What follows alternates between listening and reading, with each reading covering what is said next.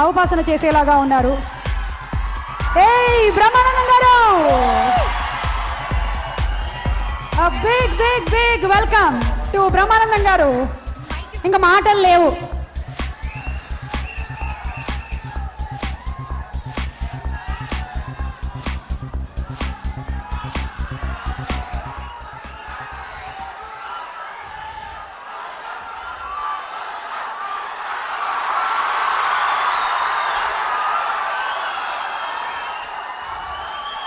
పరమేశ్వర art productions ఇద్దరమ్మాయిలతో అన్నారు కానీ ఇక్కడ ఒక్క అమ్మాయే ఉంది. నేను ఇవాళ 2 పాత్రలు పోషిస్తున్నాను సార్. ఓకే. ఈ సినిమాలో చాలా ప్రత్యేకతలు ఉన్నాయి. ఒకటి,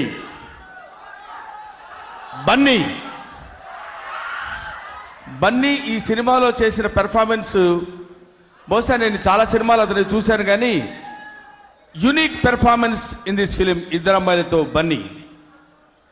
తర్వాత ఈ సినిమాకి మ్యూజిక్ అందించిన దేవిశ్రీ ప్రసాద్. ఆయన గురించి ఎంత చెప్పినా తక్కువ అవుతుంది. అద్భుతమైన మ్యూజిక్ ఇచ్చాడు. ముఖ్యంగా ఈ సినిమాలో నాకు కూడా ఒక పాట ఉంది. అది ఎవరితో? బన్నీతో. బన్నీ ఏంటి, బన్నీ డాన్స్ ఏంటి, ఒళ్ళంతా ముక్కల ముక్కల కింద హోనం చేసుకుని డాన్స్ చేయగలిగిన అతి కొద్ది మంది డాన్సర్స్లో బన్నీ ఒకడు తెలుగు ఫిలిం ఇండస్ట్రీలో. ఆయనతో కలిసి స్పెయిన్లో బాగా వేడిగా ఉంటుంది అక్కడ కీరవాణి రాగంతో స్నానం చేస్తా వంట చేస్తా ఏదో ఉంది ఆ పాట. దానికి మేము చేసిన ఆ సాంగ్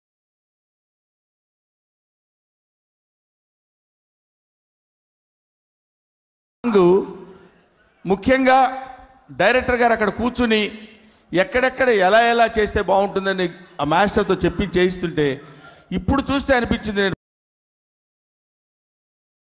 ఫస్ట్ టైం చూస్తున్నాను అది అమలాపాల్. ఇప్పుడు చూస్తే అలా ఉంది. అక్కడ ఓరియంటల్ డ్రెస్లో చాలా పద్ధతిగా, చాలా మా అమ్మాయిని చూస్తే పాపం ఈ అమ్మాయి అమలాపాలా అని అనిపిస్తుంది మనకి. అంత అద్భుతమైనటువంటి యాక్టింగ్ చేసి మళ్ళీ విడిగా వచ్చినప్పుడు విడి క్యారెక్టర్స్ చేసినప్పుడు ఆ డిఫరెన్సియేషన్ చాలా అద్భుతంగా చూపించగలిగిన నటి అమలాపాల్. ఆ తర్వాత ఆండ్రియా, వీళ్ళందరూ కలిసి ఒక అద్భుతమైన సినిమాని నిర్మించారన్న భావన నాకు కలిగింది. దీనికి ముఖ్యంగా ఈ సినిమా గురించి చెప్పాలంటే దర్శకుడు పూరి జగన్నాథ్ గారి గురించి చెప్పాలి.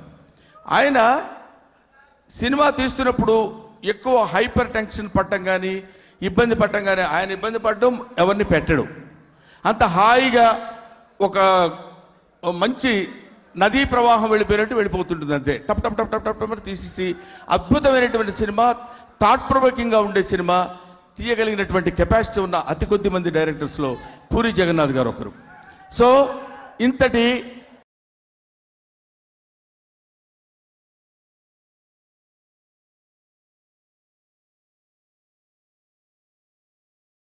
అద్భుతమైనటువంటి సినిమా ఆల్ సక్సెస్ అవ్వాలని, ఇది రికార్డు బద్దలు బండ్ల గణేష్ బాబు లేదు, ఊరికి తగిలించారు బాగుంటుంది కదా అని వెరైటీగా.